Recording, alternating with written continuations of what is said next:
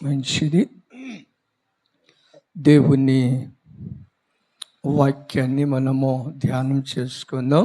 ఇప్పుడు మనము చదివిన కీర్తనలలో దావీదు మహారాజు ఒక మంచి మాటను మనకు తెలియపరిచాడు. 6వ వచనములో,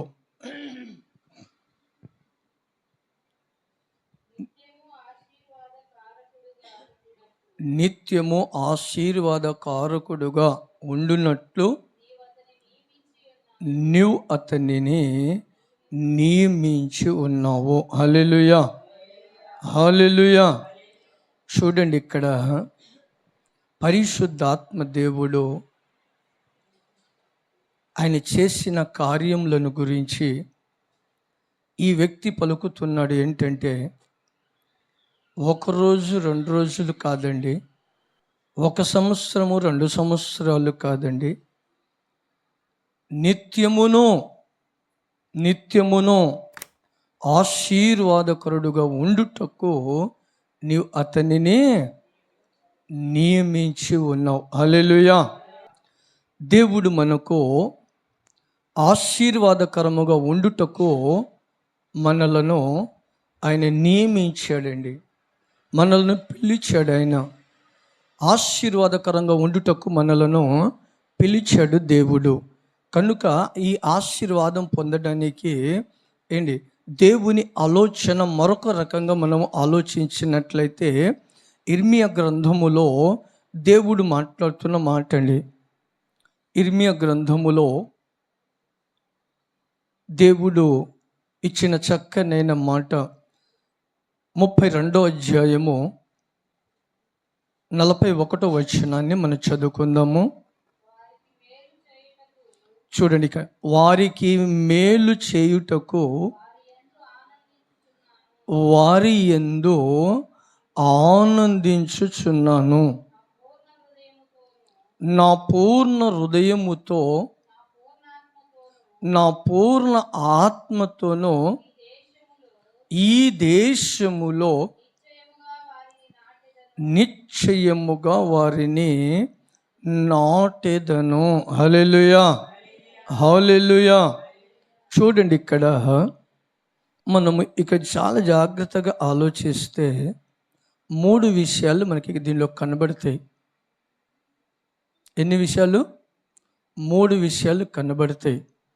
దేవుడు తన ఆలోచన చెప్తున్నాడు. నా పూర్ణ హృదయముతో, దేంతో అంట?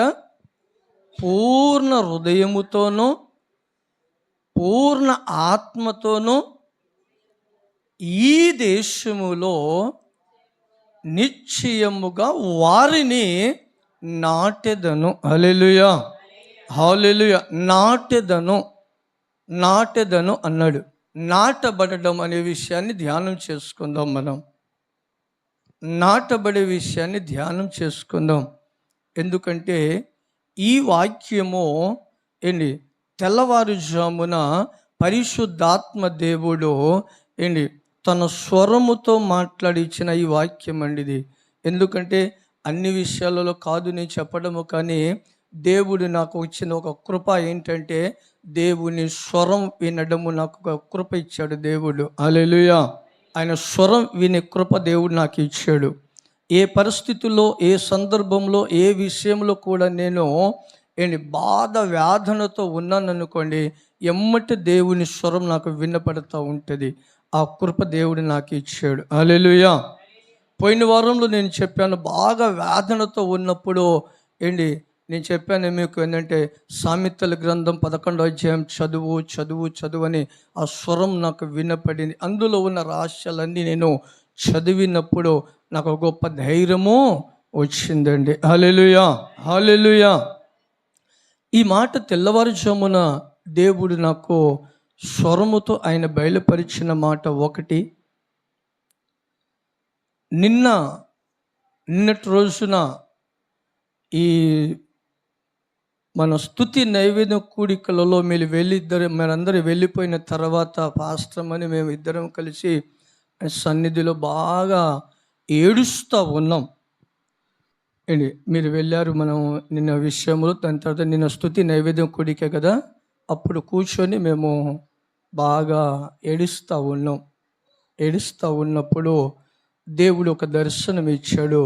ఏంటి మన మందిరంలో నుంచి ఇక్కడి నుంచి ఒక ఆయన పెద్ద చెట్టు వెళ్ళింది. ఎంత అంటే నేను చూస్తే ఇలా చూస్తున్నాను ఆ చెట్టుని, ఇలాగా చూడడము, ఇలా చూస్తున్న ఆ చెట్టుని. ఏంది ఈ చెట్టు, ఎప్పుడు కనిపించని చెట్టు, ఎంత హైట్ లేచింది ఏంది చెట్టు అని.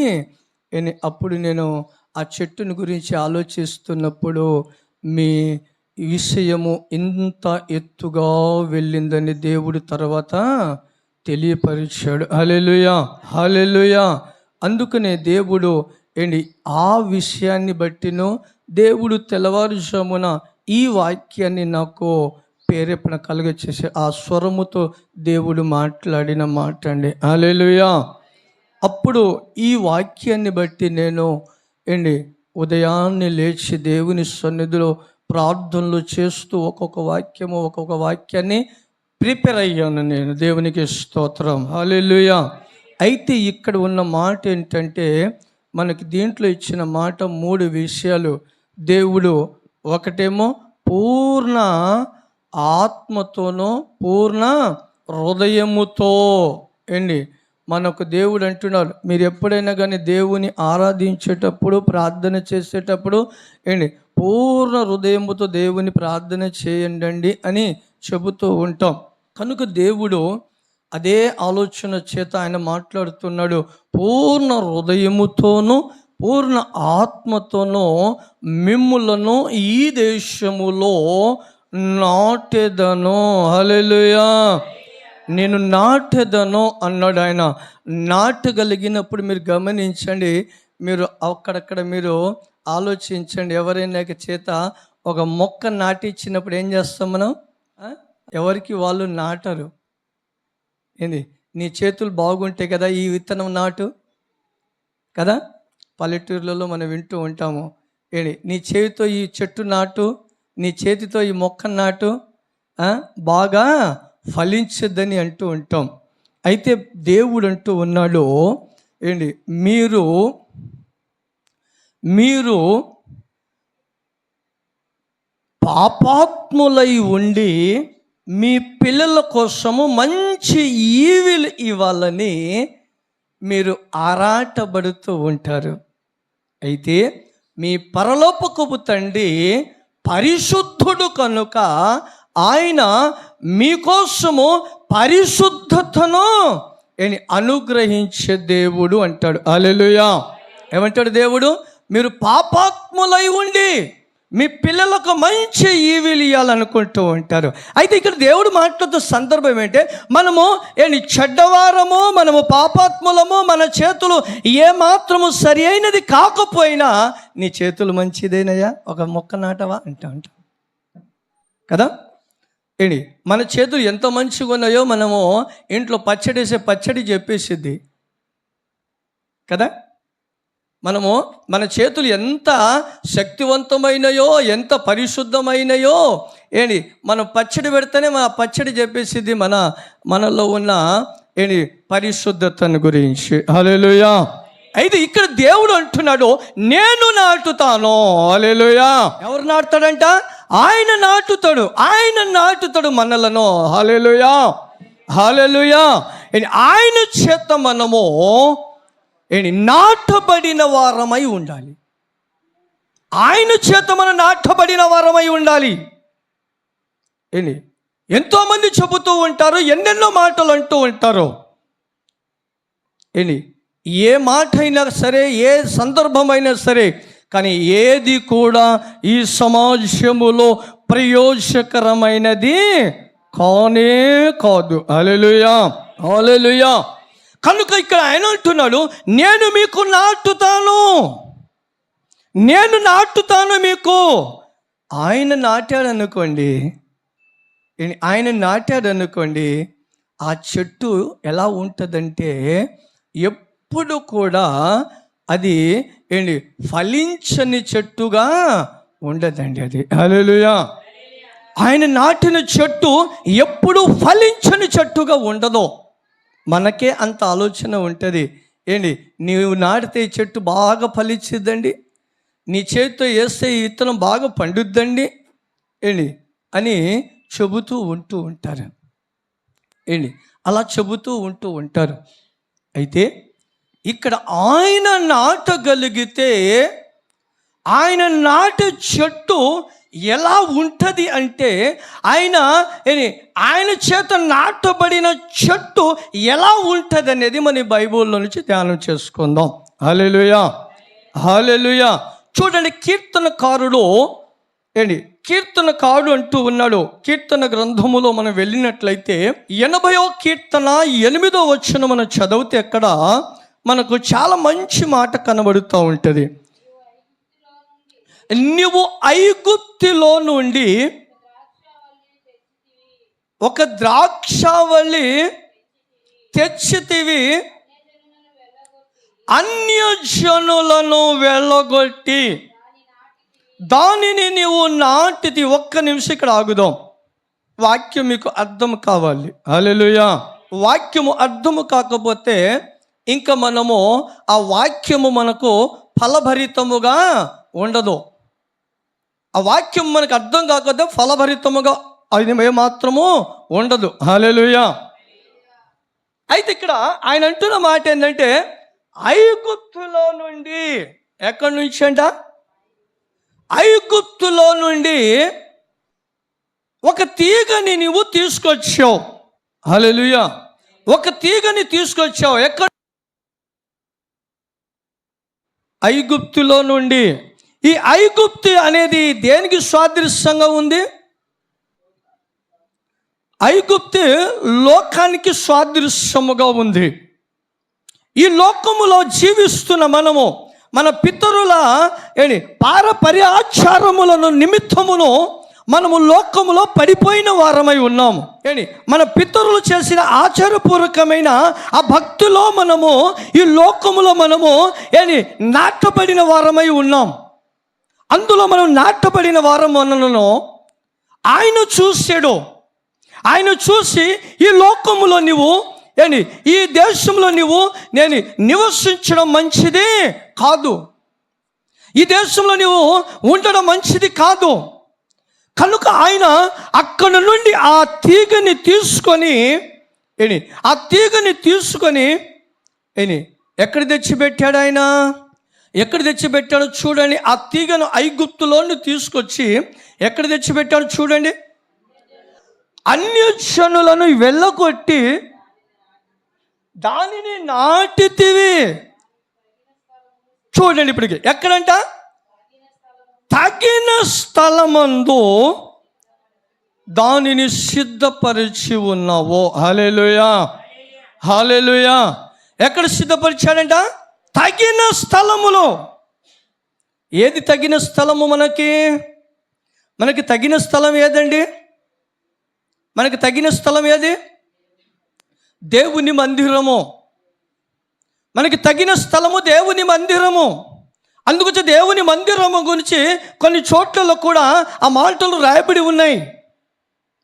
ఆ మాటలు మనము అక్కడక్కడ మనం ధ్యానిస్తూ ఉంటాము. అయితే ఇక్కడ ఆయన అంటున్నాడు, తగిన స్థలములో ఆయన నాటి ఉన్నాడు. హల్లెలూయా, హల్లెలూయా. అయితే ఆయన ఆ తగిన స్థలములో ఆయన మనలను నాటాడు. ఆయన నాటినప్పుడు, నాటకన ముందు ఆయన చెప్పిన మాట చూడండి. అన్యజనులను, ఈ మాట అర్థమైందా మీకు? అన్యజనులు అనేది, అన్యజనులు ఈ లోక ఆచారము, అన్యజనులు ఈ లోక సంబంధమైన ఆచారము, ఈ లోక సంబంధమైన భక్తి, ఈ లోక సంబంధమైన ఆలోచన, ఈ లోక సంబంధమైన తలంపులు, ఈ తలంపులను ఆయన ఏం చేశాడు? దానిని తీసివేసేసాడు ఆయన. హల్లెలూయా. వాటిని తీసివేసేసాడు ఆయన.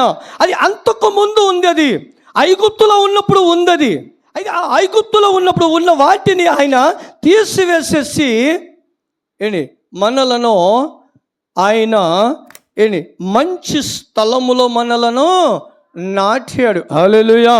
మంచి స్థలములలో ఆయన నాటాడు. పరిశుద్ధమైన స్థలములో నాటాడు. నేను కొంతమందికి బాప్తిస్మం ఇచ్చినప్పుడు ఒక 3 సార్లు దేవుడు నాకు 3 సందర్భాలలో దర్శనం చూపించాడు. వారి గురించి దర్శనం చూపించాడు దేవుడు. ఈ రోజు నుంచి వీళ్ళు పరిశుద్ధుల గుంపులలో ఎంచబడుతున్నారు. హల్లెలూయా.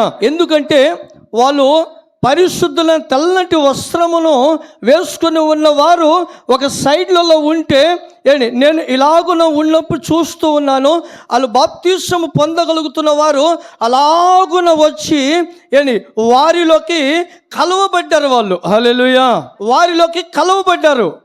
అంతే, అంతకుముందు లోకంలో ఉన్న వీళ్ళు అప్పుడు ఈ పరిశుద్ధుల గుంపులో ఎంచబడ్డారు. హల్లెలూయా హల్లెలూయా. అలాగనే దేవుడు మనలను ఆ ఐగుప్తు అనే లోకములో ఉంచి హల్లెలూయా హల్లెలూయా ఆ లోకములో నుండి ఆ తీగను తీసుకువచ్చి అన్య జనులను వెళ్ళగొట్టాడు.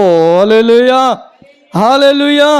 అన్య జనులంటే మన శరీరములో ఉన్న అంతకు ముందు ఉన్న ఆ ఆలోచనలు, ఈ లోక సంబంధమైన అన్య ఆచారాలు, వాటిని అన్నిటిని తీసివేసేసాడు దేవుడు. తీసివేసి తను పరిశుద్ధతలో మనలను, ఆ పరిశుద్ధ గుంపులో మనలను కలిపేసేసాడు. ఆయన కలిపిన తర్వాత కింద అంటున్నాడు చూడండి, ఆయన నాటిన తర్వాత చూడండి ఇక్కడ, దాని వేరు లోతుగా పారి హల్లెలూయా హల్లెలూయా ఏం చేసిందంటే, ఇప్పుడు ఈ చెట్టుకి వేరు ఏం చేయబడిందండి? లోతుగా. ఈ వాక్యం మీకు అర్థం కావాలి. ఈ చెట్టుకి వేరు లోతుగా వెళ్ళింది. శిష్యులు ప్రభు వారి దగ్గరికి వెళ్ళినప్పుడు, వారితో దేవుడు మాట్లాడినప్పుడు శిష్యులు దేవుణ్ణి అడిగారు. దేవుడు వారికి చెప్పాడు, మీరు ఇప్పుడు ఈ వలలు వేయండి అంటే వారన్నారు, అయ్యా ఈ రాత్రంతా వేశాము. ఏ ఉపయోగం ఏముందడా? రాత్రంతా మేము వలలు వేసాము, మాకేమీ కూడా దొరకలేదయ్యా అన్నారు. అయితే ఇప్పుడు వలలు లోతుగా హల్లెలూయా హల్లెలూయా ఎలా ఉండాలి? ఇప్పుడు ఈ చెట్టు లోతుగా, తన ఏరు లోతుగా వెళ్ళింది. మన భక్తి జీవితము, మన విశ్వాసము ఆయన ఆత్మలో, ఆ ఆత్మీయతలో లోతుగా వెళ్ళాలి. హల్లెలూయా లోతుగా వెళ్ళాలి.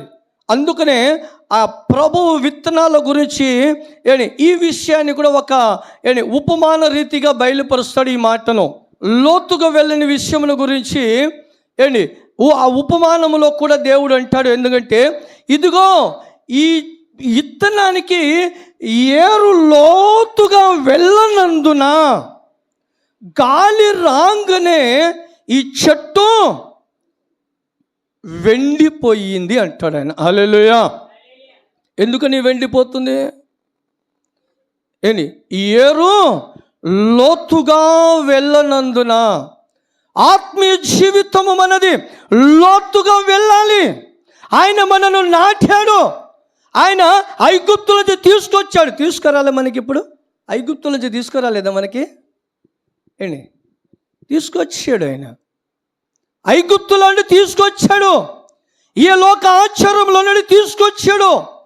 అన్యజనులను మనలో నుండి వెళ్ళకొచ్చాడు. వెళ్ళగొట్టిన తర్వాత మీరు చేయగల పని అంటే మీ ఏరు లోతుగా వెళ్ళాలి. హల్లెలూయా, హల్లెలూయా. మన ఏరు ఎలాగెళ్ళాలి? లోతుగా వెళ్ళాలి. లోతుగా వెళ్ళినప్పుడు, ఆ ఏరు లోతుగా వెళ్ళినప్పుడు ఈ చెట్టుకి ఎన్ని శ్రమలు వచ్చినా అవి ఏమీ కూడా చెట్టుకి పని చేయదు. హల్లెలూయా, హల్లెలూయా. ఒక మాట అన్నాడు ఆయన, మనం ఇందులో చదివినప్పుడు, తన తీగలు చూడు, ఆ తీగలు ఏం చేస్తున్నాయంట? ఆ దేశమంతా కూడా వ్యాపించెను. దేశమంతా చూసారా? ఇక్కడ మనము ఆ తీగను గురించి మనం ధ్యానం చేసుకుందాం. ఈ తీగ దాని ఏరు లోతుగా వెళ్ళినప్పుడు ఆ తీగ ఆ దేశమంతా వ్యాపించనంట. ఆ దేశమంతా వ్యాపించింది. ఏంటి వ్యాపించడము? ఏంటో తెలిసిన వ్యాపించడం ఏంటో చెప్పండి ఒకసారి, తెలిసిన వాళ్ళు. అమ్మా, వ్యాపించడం, ఆ దేశమంతా ఆ తీగ వ్యాపించింది. మనది కూడా ఆ తీగనే మన మంచితనము, దేవుని విశ్వాసము, మనలో ఉన్న క్రియ దేశమంతా చూసే వాళ్ళకు ఆ మనిషి వారి జోలికి వెళ్ళకూడదు. మనలో ఉన్న విశ్వాసము దేశమంతా వ్యాపించాలి. అది ఎప్పుడు వ్యాపించింది? ఎప్పుడు వ్యాపించేది? శ్రమ వచ్చినప్పుడు అర్థమైద్ది. అది తీగలు ఆ తీగ ఆ ఏరు లోతుగా వెళ్ళిన, ఆ చెట్టు వేరు లోతుగా వెళ్ళిన ఆ చెట్టు తీగలు ఆ దేశమంతా వ్యాపించేసిద్ది. హల్లెలూయా. మనం పరిశుద్ధాత్మ దేవుడు ఇదే వాక్యం కాదు, సారాంశము నాకు దేవుడు దర్శనం చూపించాడు, మీకు బయలుపరిచాను ఆదివారం రోజున. ఏంటంటే, ఒక సహోదరుని గురించి దేవుడు నాకు దర్శనం చూపించాడు. ఆమె ఒక పొయ్యి మీద పెట్టిన వస్తువు ఎలాగైతే మెల్ట్ అవుతుందో అలాగున తను నలిగిపోతుంది, బాగా మెల్ట్ అయిందని కూడా మేము దర్శనంలో చూపించాము. వాక్యంలో ఒకసారి దేవుడు మాట్లాడాడు పోయిన నెలలోనే. అయితే ఆమెకి ఆ శ్రమను బట్టి ఆ మెల్ట్ అయిపోతుంది, కానీ విశ్వాసంలో పడిపోలేదు. దేవునికి స్తోత్రం చెప్పండి. హల్లెలూయా, హల్లెలూయా. ఆమెను గురించి బాగా ప్రార్థన చేస్తున్నప్పుడు దేవుడు నాకు చూపించిన దర్శనం అది. ఆయన చూపించాడు దర్శనం. ఆమె ఎంత శ్రమ భరిస్తుందంటే ఆ ప్లేటు ఎంత మెల్ట్ అయిందో, అగ్నిలో కాలి ఎంత మెల్ట్ అయిందో అది. ఆమె జీవితం అంత వేదనతో మెల్ట్ అయినా ఇంకా ఆమె దేవుని వదిలిపెట్టలేదని దేవుడు చూపించాడు. దేవునికి స్తోత్రం. హల్లెలూయా. అదండి చెట్టు. ఆ చెట్టు ఎందుకో తెలుసా? ఆ చెట్టుకు వేరు లోతుగా వెళ్ళింది. హల్లెలూయా. లోతుగా వెళ్ళింది ఆ చెట్టు ఏరు. కనుక దానికి ఎంత శ్రమ వచ్చినా అది పడిపోలేదండి. పడిపోలా. దేవుడు మనకు కొన్ని సందర్భాలలో ఆయన పెడుతూ ఉంటాడు, కొన్ని సందర్భాలలో అపవాది శోధిస్తూ ఉంటుంది. ఏది ఏమైనప్పటికీ మన విశ్వాసము కోల్పోకుండా తీగ ఈ దేశమంతట వ్యాపించాలి. హల్లెలూయా. అది చూడండి, వారి కుటుంబానికి ఎంత శ్రమ వచ్చినా వాళ్ళు ఛాలెంజ్గా నిలబడగలిగారు. దేవునికి స్తోత్రం చెప్పండి. ఇది తీగ వ్యాపించడం. తీగ వ్యాపించడం అనేది ఇది. నీ మంచితనము, నీ విశ్వాసము, నీ క్రియ, నీవున్న ప్లేస్లలో, నీవున్న ప్రదేశములో అంతా కూడా వ్యాపించాలి, అంత వ్యాపించాలి. ఏంటి? అలాగున మనము జీవించేవారిగా ఉండాలి. హల్లెలూయా, హల్లెలూయా. ఇప్పుడు మనం గమనిస్తే ఏంటి, వాళ్ళు రాత్రంతా కూడా ప్రయాసపడినప్పటికీ కూడా దేవుడు వారిని విడిచిపెట్టలేదండి.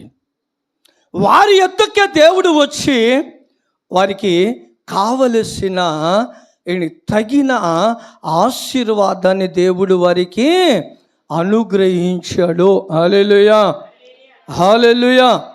ఇది అండి వ్యాపించడము అనేది. కింద 3వ మాట చూడండి, ఏమంటున్నాడు?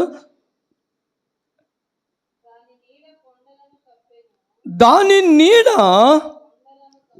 కొండలను కప్పెను.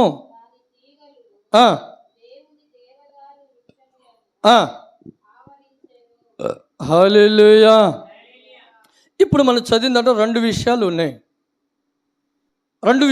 పైన ఏమంటే ఆ తీగలో ఈ దేనికి నీడ ఇచ్చింది? కొండలను నీడ ఇచ్చిందని. కొండ దేనికి సాదృశ్యంగా ఉంది?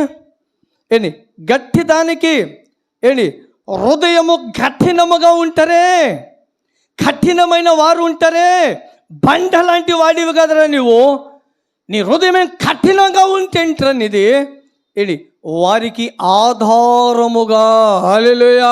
ఎవరైతే పాపాత్ములుగా ఉంటారో, ఎవరైతే కఠినముగా ఉంటారో, ఎవరైతే దేవునికి దూరంగా ఉంటారో, ఎవరైతే దేవునికి ఎదుట బండ లాంటి వారిగా ఉంటారో వారికి నీడగా. హల్లెలూయా, హల్లెలూయా. బండ లాంటి వారికి నీడగా. హల్లెలూయా. వారికి నీడగా ఉండాలి మనము, వారికి అండగా మనము నిలిచాలి మనము. ఈ తీగలు మనము వ్యాపించిన తీగలు. హల్లెలూయా, హల్లెలూయా. కింద 5వ మాట అంటున్నాడే, దానిపైన దేవుని దేవదారు వృక్షములను మాత్రమే. హల్లెలూయా. ఈ వాక్యం ఇంకా చాలా కఠినమైందండి. ఈ మాట చాలా కఠినమైన మాట ఇదండి.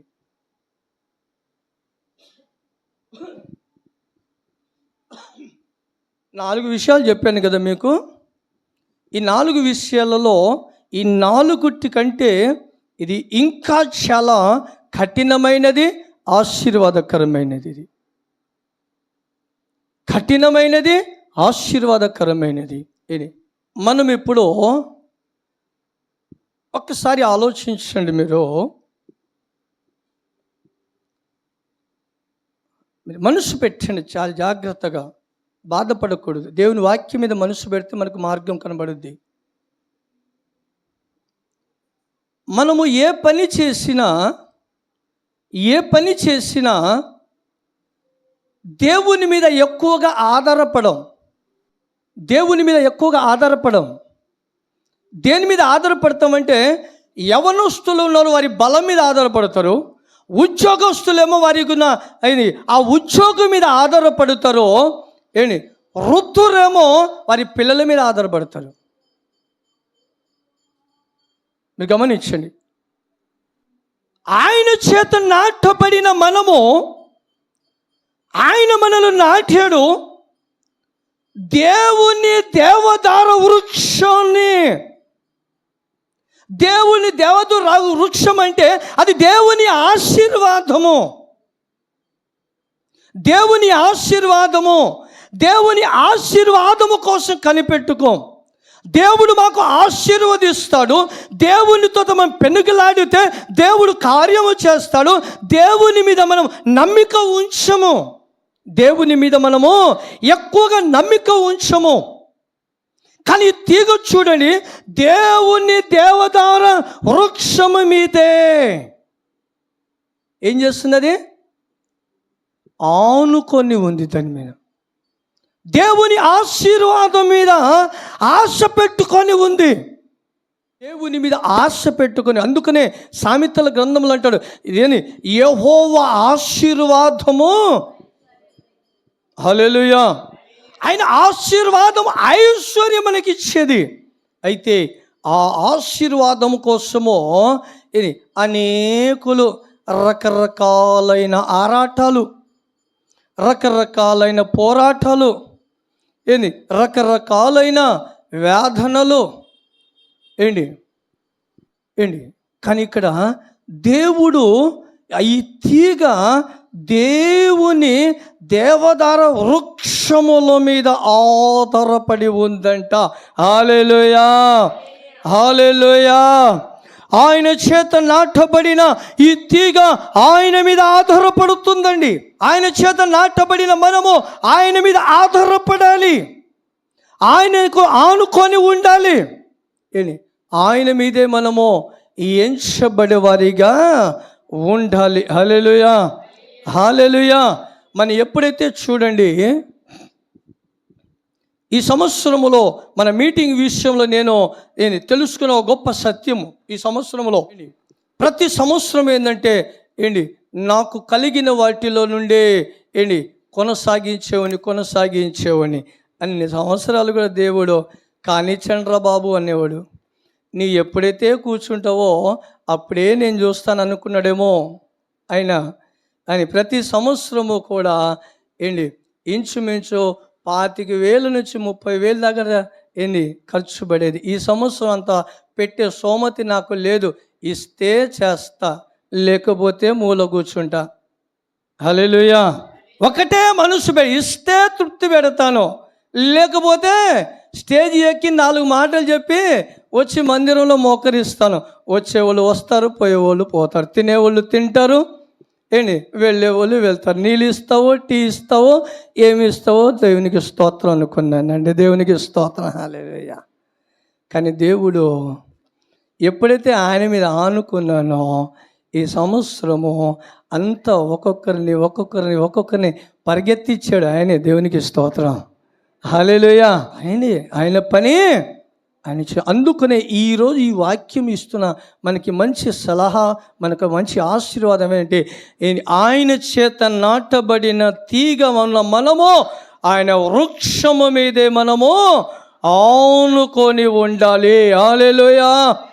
ఆయన మీద ఆనుకొని ఉండాలి. ఆయన మీద ఆనుకోకుండా మనము మన లోక సంబంధమైన వాటి మీద మనం ఆనుకొని ఉన్నాం అనుకో, అది వెనుకకే పోతుంటుంది. మనం ఎంత చేసినా అది వెనుకనే పోతూ ఉంటుంది. కనుక మనము ఆయన మీద ఆనుకోవాలి. ఏ పరిస్థితి అయినా సరే ఆయన మీద ఆనుకుంటే యెహోవాను ఆశ్రయించిన వారికి ఏ మేలు కొదువై ఉండదు. హల్లెలూయా, హల్లెలూయా. ఆయన వృక్షం మీద ఆధారపడదాము. ఆయన ఇచ్చిన ఒక గొప్ప ధన్యత మీద మనం ఆధారపడదాము. దేవునికి మనము దూరమై మనం దేవునికి దూరమై మన శరీరాన్ని నలగొట్టుకొని ప్రయాసపడి 70-80 సంవత్సరాల వయసుని 40-30 సంవత్సరాల కర్రబట్టుకుపోకండి. హల్లెలూయా, హల్లెలూయా. ఆయన మీద ఆధారపడి ఆయన ఇచ్చిన శక్తిని మనము పొంది ఆయనలో ముందుకు సాగుదాము. హల్లెలూయా. ఇందులో 5 విషయాలు చెప్పాను. కింద ఇంకొక విషయం చెప్పండి, చూద్దాం.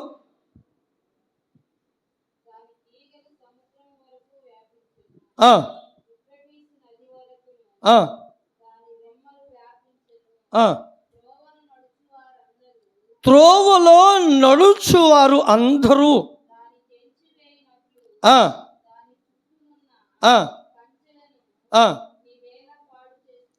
హల్లెలూయా, హల్లెలూయా. చూడండి ఇక్కడ ఈ మాట,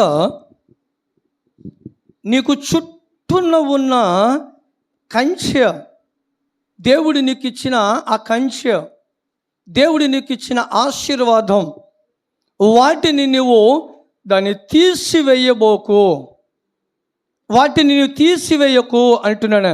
నువ్వు ఎలా నువ్వు తీసివేసావు అంటే మన క్రియలను బట్టి మనం వాటిని తీసేస్తూ ఉన్నాము. మన క్రియలను బట్టి వాటిని మనం దూరం చేసేస్తూ ఉన్నాము. నీవు ఎలా తీసేసావు దాని కింద మనం చదువుకుంటూ వెళ్తే చాలా భయంకరమైన పరిస్థితులు ఉన్నాయి. ఎందుకని? దేవుని మీద ఆధారపడని వారు, వాళ్ళు ఆ విశ్వాసంలో ఉండని వారు, ఆ దేవుడు వేసిన కంచెను తీసేసిన వారి పరిస్థితులు దాని కింద ఉంటే దాని పక్కన పెట్టేసేద్దాం. హల్లెలూయా, హల్లెలూయా. ఇప్పుడు ఇందులో 5 విషయాలు మనం ధ్యానించాం. ఒకసారి చెప్పండి, మరొక నేను వెళ్తాను. 5 విషయాలు చెప్పాను మీకు.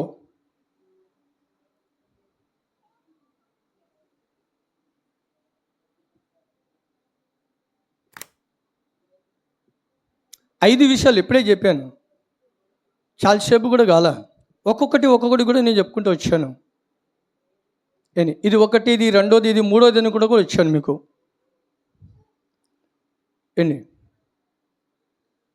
ఒకటి, అన్యజనులలో నుండి దేవుడు మనలను తీసుకొచ్చాడు.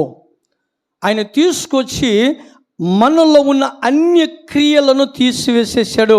రెండోది ఆయన, హల్లెలూయా. మూడోది ఏంటంటే మంచి స్థలములో ఆయన మందిరములో మనలను నాటాడు. హల్లెలూయా. ఆయన నాటిన తర్వాత 4వ విషయము, మన ఏరు లోతుగా వెళ్ళాలి. ఏరు లోతుగా వెళ్ళాలి. 5వ విషయము, ఈ తీగ దేవుని దేవదార వృక్షం మీదే ఆనుకొనాలి. రాసుకోండి జాగ్రత్తగా, దాన్ని ధ్యానిస్తూ ఉండండి వాక్యాలను. అప్పుడే కీర్తనకారుడు అన్నాడు కదా, అయ్యా నీ వాక్యమే నన్ను బ్రతికించెను అన్నాడు ఆయన. హల్లెలూయా. వాక్యము పరిశుద్ధాత్మ దేవుడు మాట్లాడే ప్రతి మాట మనకు దానిని జాగ్రత్తగా ఆలకించాలి మనము. హల్లెలూయా. 5 విషయాలు ఈ వాక్యంలో మనకు ఐగుప్తులో నుండి దేవుడు తీసుకొచ్చి నాటాడు ఆయన మందిరములో. ఆయన మందిరంలో నాటబడిన మనకు ఉండవలసిన లక్షణాలు అన్నాడు. మరొక మాట చూడండి, కీర్తన గ్రంథము 92వ అధ్యాయము 13వ వచనాన్ని మనం చదువుకుందాం. కీర్తన గ్రంథము 92వ అధ్యాయము 13వ వచనము.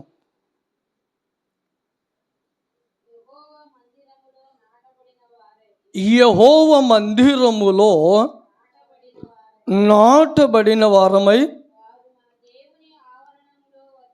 వారు మన దేవుని ఆవరణములో వర్ధిల్లుదురు. హల్లెలూయా, హల్లెలూయా. ఎక్కడ వర్ధిల్లాలి మనము? దేవుని మందిరంలో వర్ధిల్లాలి. దేవుని మందిరంలో వర్ధిల్లాలంటే అర్థం ఏంటి తెలుసమ్మా? దేవుని మందిరంలో వర్ధిల్లటం ఏంటి? వర్ధిల్లటం ఏంటి? సమాజంలో మనము ధనధాన్యాలను సంపాదించుకొని వీళ్ళు ఇంత ఆస్తి సంపాదించారని వర్ధిల్లడము కాదు. ఇవన్నీ కూడా రేపటి రోజున ఇక్కడే విడిచిపెట్టి వెళ్ళగలుగుతాం. మనము అవన్నీ కూడా విడిచిపెట్టి వెళ్ళగలుగుతాము. కానీ మనం ఆయన సన్నిధిలో వర్ధిల్లటం అంటే ఆత్మీయ జీవితంలో వర్ధిల్లటము. హల్లెలూయా. ఆత్మీయ జీవితంలో వర్ధిల్లటము. మనము ప్రభుని ఎరగకముందు ఏ స్థితిలో ఉన్నామో, ప్రభుని ఎరిగిన తర్వాత, ప్రభు మన నాటిన తర్వాత ఆయన సన్నిధిలో మనము ఎలా ఉన్నామో, ఆయనని ఎరిగిన తదానికి నాటాడు. మన మందిరంలో ఆయన నాటాడు. నాటిన తర్వాత స్టార్టింగ్ పాయింట్ మొదటిగా మనకు ప్రార్థన చేయడం రావాలి. ఉందా? దాని తర్వాత పాటలు పాడడము రావాలి. దాని తర్వాత ఆత్మీయతలో ఇంకా దేవుని పని ఏం చేయాలి దేవుని పని. మీ ఇంట్లో పనులను ఎవరైనా వచ్చి చేస్తున్నారా, మీరు చేస్తున్నారా? మీ ఇంట్లో పనులు మీరు చేస్తున్నారా, పక్కింట్లో వచ్చి చెప్తున్నారా? ఏ రోజైనా కానీ మందిరం ఇది లేదు నేను ఇది చూస్తానని అన్నారా? ఆత్మీయతలో వర్ధిల్లంటే అది ఆత్మీయతలో వర్ధిల్లం. ఏదో ఈరోజు మందిరంలో ఏం లేదు, ప్రార్థనకు వచ్చాము, ఆదివారం వచ్చాము, ఇలా చూడరా? మీ ఇంట్లో అయితే చూడట్లేదా? ఇంట్లో చూస్తున్నారా లేకపోతే కాముచుకుంటున్నారా? మందిరములో ఆత్మీయతలో వర్ధిల్లటము, ఆయన పని చేయటము, వాక్యము చెప్పడము, ప్రార్థన చేయటము, భారము కలిగి ప్రార్థన చేయడము, భారము కలిగి మనము ఆయన సన్నిధిలో వాడబడము, ఆ ఆసక్తి ఆత్మీయతలో వర్ధిల్లటము, ఆయన మందిరములో వర్ధిల్లుతూ ఉండాలి. మందిరములో వర్ధిల్లటము. ఏంటి ఈ భారము, ఈ బాధ్యత ఆత్మీయతలో ఏంటి దేవుడు అన్నాడు, నేను మిమ్మలను పూర్ణ హృదయముతోనూ పూర్ణ ఆత్మతో నేను మిమ్మలను నాటెదను. ఎక్కడ నాటుతున్నాడు ఆయన? మంచి స్థలములో. హల్లెలూయా. నాటబడిన చెట్టు ఫలించడానికి, మనము ఫలించాలని ఆయన మంచి నేలలో మనను నాటాడు. మంచి నేలలో మనను నాటాడు. ఏంటి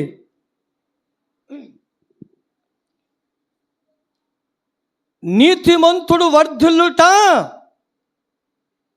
వాక్యం ఎంతమంది తెలుసు ఇది? నీతిమంతులు వర్ధిల్లుట ఆ పట్టణానికే ఏంటంట? మరి ఈ మందిరములో వర్ధిల్లుట ఎవరికి మహిమ? ఏంటి ఎవరికి మహిమ? ఆయన మందిరములో నాటబడిన వారై వర్ధిల్లుతూ. వర్ధిల్లాలి ఆయన మందిరములో. ఆయన మందిరములో మనం నాటబడ్డాము, వర్ధిల్లాలి. హల్లెలూయా, హల్లెలూయా. ఎప్పుడైతే మనం అలాగున ఆయన మందిరములో వర్ధిల్లుతూ ఉంటామో, ఈ నీతి క్రియలే మనతో వచ్చేది. ఈ నీతి క్రియలే మనతో పాటు వచ్చేది. ఈ నీతిని మనం పక్కన పెట్టేసేసి సమాజంలో ఉన్న వాటి కోసం ప్రయాసపడిన మనం ఈ రోజున ఈ లోకాన్ని విడిచిపెడితే, ఒంటి మీద ఉన్న ఏది 1 గ్రాము, 100 గ్రాముతో కాదు, 1 గ్రాము ఎండైన బంగారమైనా ముందు చూడరా బాబు అంటారు. నువ్వు సంపాదించిన ఎంత ఆస్తి అయినా సరే నీతో 1 గ్రాము కూడా నీతో రాదు. నువ్వు వాటి కోసము ప్రయాసపడి నువ్వు దేవునిలోని వర్ధిల్లకపోతే ఆయన తీసుకెళ్తాడు, చక్కగా మరొక స్థలంలో పెడతాడు. ఆయన 2 స్థలాలు ఉన్నాయి. ఎన్ని స్థలాలు ఉన్నాయి? 2 స్థలాలు ఉన్నాయి. ఏ స్థలాలు? ఒకటి పరలోకము, రెండోది హల్లెలూయా, హల్లెలూయా. ఆయన మనలను నాటాడు. ఆయన మనల్ని నాటాడు కనుక నాటబడిన మనము, ఆయన చేత మనము నాటబడిన మనము ఎలా ఉండాలి? వర్ధిల్లుతూ ఉండాలి. ఆయన మందిరములో వర్ధిల్లుతూ ఉండాలి. హల్లెలూయా, వర్ధిల్లుతూ ఉండాలి. అలా వర్ధిల్లుతూ ఉండాలి. ఈ వర్ధిల్లు వారిని గురించి మరొక మాట ఉంది. కీర్తన గ్రంథములోని 1వ అధ్యాయం 3వ వచనం చదువుకుందాం. 1వ అధ్యాయం 3వ వచనం చూడండి. వర్ధిల్లే వాళ్ళు ఎక్కడ ఉంటారంట? ఇప్పుడు నీటి కాలువల దగ్గర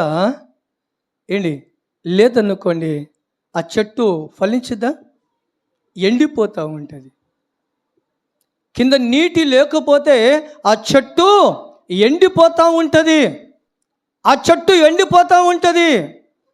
అందుకనే ఈ ఫలించే చెట్టు అంట, వర్ధిల్లుచున్న చెట్టు అంట ఎక్కడ ఉంటుంది? ఇది నీటి కాలువల యోరున. హల్లెలూయా. నీటి కాలువల వేరున ఉంటుంది చెట్టు. అందుకనే ఈ చెట్టు నీటి కాలువల దగ్గర ఉంటుంది కాబట్టి అది ఫలిస్తూ ఉంటుంది. అది ఫలిస్తూ ఉంటుంది. దానికి ఇంకా ఏమాత్రమును ఎండిపోయే స్థితి రాదు. ఎండిపోయే స్థితి ఎప్పుడు రాదు. ఎందుకో తెలుసా? అది నీటి కాలువల దగ్గర నాటబడింది కాబట్టి. నీటి దేనికి స్వాదిష్టంగా ఉంది అమ్మా? వాక్యాన్ని ఇందాకే చెప్పాను. 5 అంశాలు అంటేనే వాక్యము. హల్లెలూయా. ఈ వాక్యము మనలో ఉండాలి. వాక్యము ఉంటేనే వాక్యము ఉంటేనే మనము చిగురించగలుగుతాము, వాక్యం ఉంటేనే మనం ఫలించగలుగుతాము, వాక్యం ఉంటేనే ఆశీర్వాదకరంగా ఉంటాము మనము. హల్లెలూయా. ఏంటి వాక్యము లేకపోతే మనం ఖచ్చితంగా దేవుని ఆశీర్వాదం కోల్పోతాం నాన్న, దేవుని ఆశీర్వాదం కోల్పోతాం. కనుక మనం వాక్యము మనలో ఉంచుకోవాలి, వాక్యాన్ని ఉంచుకొని మనము ఫలభరితముగా మనము ఫలించే వారిగా ఉండాలి. హల్లెలూయా. ఎక్కడ నాటబడిందంట ఇది? నీటి కాలువల ఏరున నాటబడినదై ఉందంట. హల్లెలూయా. ఇంకొక విషయం మీకు గుర్తు చేస్తాను చూడండి. ఇక్కడ ఇది నీటి కాలువల దగ్గర నాటబడింది ఉంది. అయితే కీర్తన గ్రంథంలో మనం చదివాము కదా, ఈ చెట్టుని దేవుడు ఆ దాని ఏరు లోతుగా వెళ్ళింది అన్నాడు కదా. ఈ లోతుగా వెళ్ళిన ఈ చెట్టు వేరు ద్వారాగా ఆ చెట్టుకి ఏం వచ్చిందో చూద్దాం మనము. ఇర్మియా గ్రంథంలో ఈ వాక్యాన్ని మీకు చూసి నేను ముగిస్తాను కార్యక్రమాన్ని. ఇర్మియా గ్రంథము 17వ అధ్యాయము 8వ వచనాన్ని మనం చదువుకుందాం. ఇర్మియా గ్రంథము 17వ అధ్యాయము 8వ వచనాన్ని మనం చదువుకుందాం. అతడు ఉండును,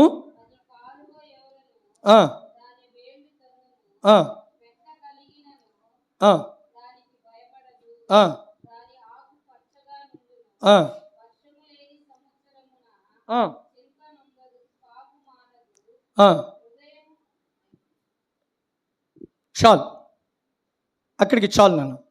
పైన ఆయన అంటున్న మాట ఏంటంటే, ఆ చెట్టు ఏరు లోతుగా వెళ్ళినందునంట అది జలముల యొద్ద నాటబడినది కనుక